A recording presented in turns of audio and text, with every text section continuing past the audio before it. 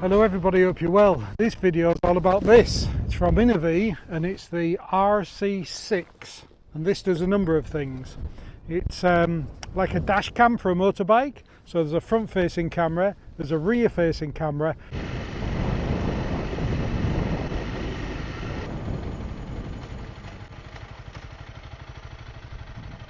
and it also has a unit on the back which is a radar to detect things in your blind spots that you may miss in your mirrors. Now approaching on the right, there it is, and if somebody is coming up close up behind you as well. So we'll have a look at this, we'll take it on a test, we'll show you how it goes together, we'll show you how it was delivered, and we've also got one of these to give away as well. So let's show you what you get in the box, and it is a rather fancy box.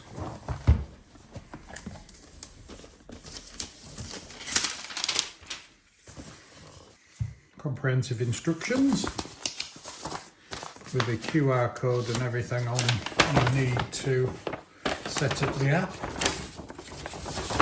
and it's for Android as well as Apple, and a step-by-step guide to putting it together and setting it up. Power supply lead. And there's 3 wires on this, so live will be the red, negative, and then a switch wire. So I would imagine they go straight to your battery, or live to your battery and that to your chassis if you can't get to the negative of your battery. And this will be a switching line, so this will need 12 volts that switches on with your ignition. But if you didn't want to do it that way, you could put a switch between the positive of your battery and here, and you'd be able to switch it on and off. Double fuse and O-ring in there and waterproof connectors, and it looks like all the fittings are colour coordinated. So here's one of the light sensors, clearly mentioned left, so you don't want to put that on the wrong side, and it looks like it has a switch on there to turn the sound on and off. And right, this is the front facing camera. There's a button on there for various functions. This unscrews from here, and this is where your SD card goes. And I think you can actually unscrew this and run it from a USB as well, if you wanted to take it into the house and plug it into probably your computer, or maybe just power it up. But the SD card falls in there. So this will take 256 gigabyte memory card, and that should give you a running time of 20 hours. It's all aluminium, all seems well made. And there's nice waterproof O-rings on everything. This is obviously the control box, down to 16 volts. It's not going to use much power. It's got an indicator light on it and a buzzer. So I suppose, I don't know how loud this is yet, but I would imagine you'd need that somewhere where you can hear it if you want the buzzer on. And it looks like this particular handlebar, this right hand side indicator, has a switch on to switch the buzzer off. All the connectors are independent, so they can only go one way, and they've got O-rings in. And then this will be the rear camera, which is 1080p. It's got a radar sensor on there as well. Decent sized cable, and again a unique plug and an O-ring on there. And you have 3 lots of fittings. Well, that looks like a handlebar, probably mirror fitting. That looks like maybe the rear camera. There, yeah, rear camera, and that's probably the front camera because it has an handlebar loop on there as well. So pretty straightforward, but first impressions with this, it's all aluminium. Even these are aluminium. Very well made. Cables look good, and there's plenty of length on them as well. Should be reasonably easy to install. The difficult thing with anything like this is running all the cables. Of course we need to remember to take the covers off everything. Maybe a little bit blurred with them. This is a 2K camera on here as well. Just noticed there's a microphone in there as well, just under that cover there. So I've decided to fit it to my Honda 300 Rally. And I must say, of all the bikes I've had over the years, I've nearly been riding motorbikes for 50 years and I've lost count of how many I've had. This is probably my favourite bike. It just does everything. So we'll have a go at setting it up on here and see how it goes. I suppose the hardest bit is going to be deciding where everything goes, running the cables. The wiring is relatively straightforward. So locating a good place to get the front camera where you can get to the switch and get the card out without a lot of messing about.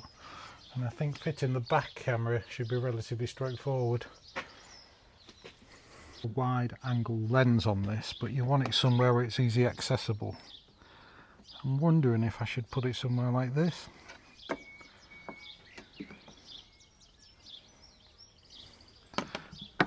I think it'll be blurred through the screen. Don't want it up there. Could put it on a mount like that. Could put it on there. I think somewhere around here might be good. I got plenty of fittings, 3 lots.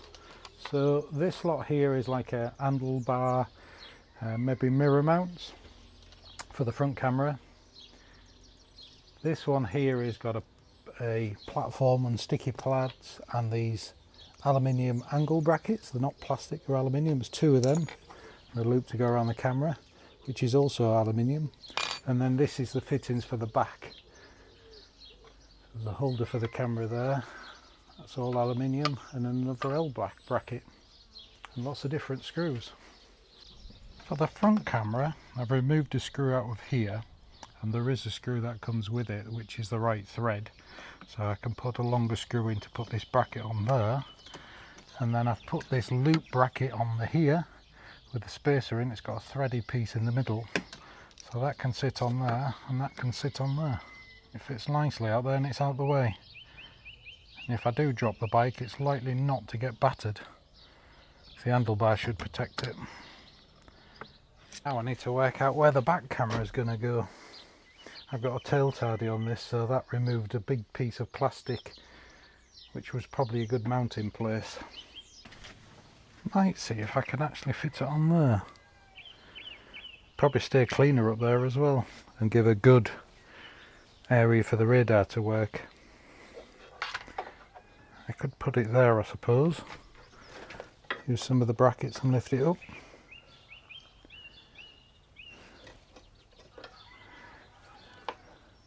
The camera might be affected by the light though. Some good, you see it, stainless screws that fasten this metal aluminium bracket on, and they put this block on. And then I think, because this is going to stay on here, I think I'm actually going to take this off, drill it and screw it onto there.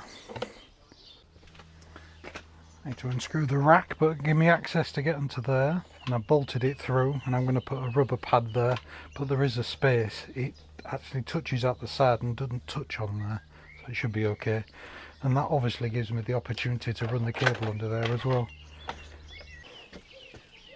The connectors are good, all colour coordinated, so you can only get them one way. And the metal connectors, aluminium, that's screwed together and watertight. To run the cable, I'm going to have to take this screw out, which will give me space to go down there, and I'm just going to fasten the 2 indicator cables for the red lights and the camera cable together, so I can pull them all together and I'll tie wrap them in place. Like anything to do with fitting something to your bike, it's running the cables and get those nice and neat. That's the main task. So that just leaves me to run the wires and connect the power supply. And as I said before, there's a live and positive, the fused, and then there's a trigger line. So that would go to the live as well, but through your ignition. Now on the 300 Rally there's a socket down here which is already wired in, so you can have all this type of stuff on. So I'm just going to nip into that and give it a switchable power supply, so it'll only come on when the ignition's running. That's fused as well. But what you can do is, if you don't want to actually mess about into your wiring harness, you can put a switch between the trigger switch and the positive on the battery, and then that would enable you to just switch it on and off as and when you want it. But I might do that later on, because I don't know if I always want it on. So when I'm green laning or something like that, although I could get the video footage, but yeah, I'm going to wire it in like this to start with, so when the ignition comes on it comes to life and runs, and I might change it later on. So the trigger switch I've clipped into this wire here, which is live when you switch the ignition on, and I've soldered that trigger switch cable into it. It's nice and neat, and I've used the actual running process of the cables that was on the bike when it come, so I haven't done anything. I've followed the other cables, which makes it nice and easy. I'm just going to tie wrap those all together and tidy everything up, and I think we're about there. Just a bit of cable management. I like to use this harness tape, and see that old Triumph over there, I made a full wiring harness for that, and I use the harness tape to keep all the wires together. This is it. It's like a material tape, just protects your wires and looks original, like the original wiring. There's a piece on here, that's original wiring, and that's got the same tape on. So I've managed to hide all the cables down there. There's a little section on this bike here where the fuse box is and the connectors for the diagnostics. So I've put all the junctions in there, and the actual control unit is just hidden in there, which should be a place where I can hear it. The only thing I've got to decide of now is where I put the indicator lights to let me know that somebody's passing either side or coming up behind.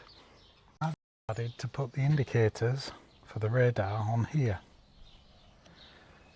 I think that's the best place, but they're only on sticky pads, and you get some spare sticky pads so you can move them wherever you want. This is the one that you can switch on and off the audible sound, and this is a light sensor, so it dims them slightly on at night. I think that's a good position for them, but as I say, there's plenty of cable on them so I can move them anywhere. So all I need to do now is put everything back together and see how we get on. So the idea of this is, when you switch it on, it gives you an indication that it's live, and you do get, you probably can't see it on the camera, but you do get an indicator light on here to show that the camera and the radar's working. And they're quite bright lights. There is a switch on there that you can turn the sound off, and as you're driving along, you may miss something in your mirror, a blind spot in your mirrors, and this will give you an indication if there's something at either side of you, or if there's something behind you, coming up close behind you. And it's just a reassurance that if you glance in your mirror and you miss something, you'll actually be able to see these light up on either side to give you an indication to have a better look and that there's something around you. And it just doesn't do one object, I think just something like about 30 different objects. So they're quite sensitive, and it's actually a radar, and the radar sends a signal out and receives the pulses backwards. I just realised I've nearly out of fuel. But we'll have a ride around now and see how we get on with it. Normally you would probably fit these on the mirrors on here, and then as you look at your mirror, you can't see something in your blind spot. This would give you an indication that there. But with the way I've got this bike set up, and I use it for green laning, and I move these mirrors about all over the place to park the bike in the shed, and sometimes I actually take them off if I'm green laning so they don't get in the way. I've put them down here, and out the corner of my eyes I'm looking into the mirror. I can still see these lights bright enough as I'm riding along. And of course, as well as that, you also have your dash cam. You want to be better front camera and the rear camera. There's a car approaching on the right. There it is. And there was a period of time where I couldn't see that in my mirror. I don't know if you can see on camera, but the lights were showing. That is impressive.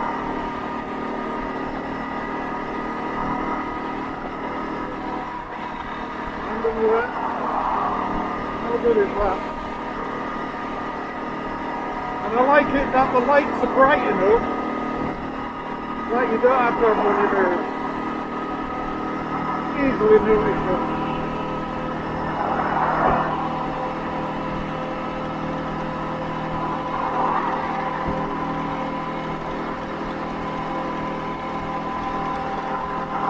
Caravan coming up.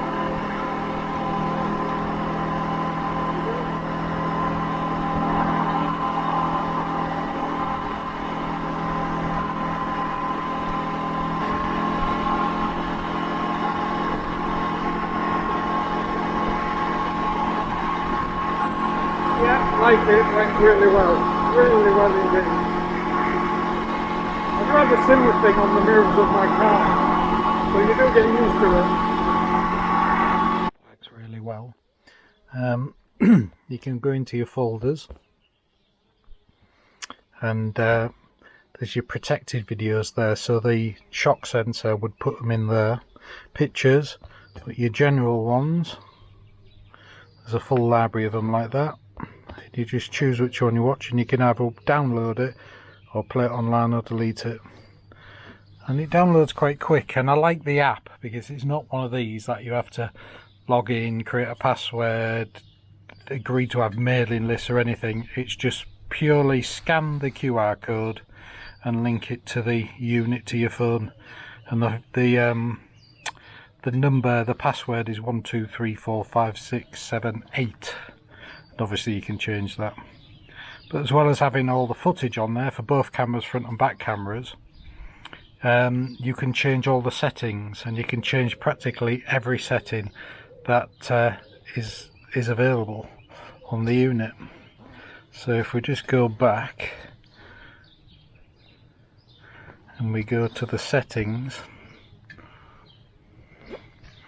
on there you can change all these different functions. There's the gravity one, so that increases how much shock it would take before it recorded, how often you want it to record the loops, the volume of the mic, just about every possible thing, even the brightness of the lights. Really clever and really straightforward. The other good thing with it as well is that if you wanted to, if you have your phone in a holder on your bike, you can actually have it set to your rear camera if you want, or both, and you can see what's going on like a rear view mirror live. Obviously if you want to, you can take the SD card out as well and plug it into your computer, but the app works just as good for downloading the footage. I think the rear footage would be slightly better if it wasn't on that plastic. I think there's a bit of a wobble on there, but I'm very limited to where it goes. I'm going to see if I can find something to pack underneath to stop it moving, but it is flexible plastic. But apart from the vibration on that, I still don't think it's bad. This is from the same company, INNOVV, that we did the review of this battery powered pump from, and I was that impressed with the quality of this. When they asked if I was interested in this, I said, yeah, that sounds great, I'll have one of them for my bike. But the quality of the products from this company are very good. I get a lot of things sent to me, or I get a lot of things requesting reviews, and when I get them, they go in the bin or they go back. INNOVV are one of those companies that seem to produce very top quality, well-made products. If you haven't seen this video, I'll put it up here. Hopefully, in the sequence of things, this video should come out first, then we should be in this one. And the giveaway for this one will be in a future video, separate to the giveaway results for this one. Hope that makes sense.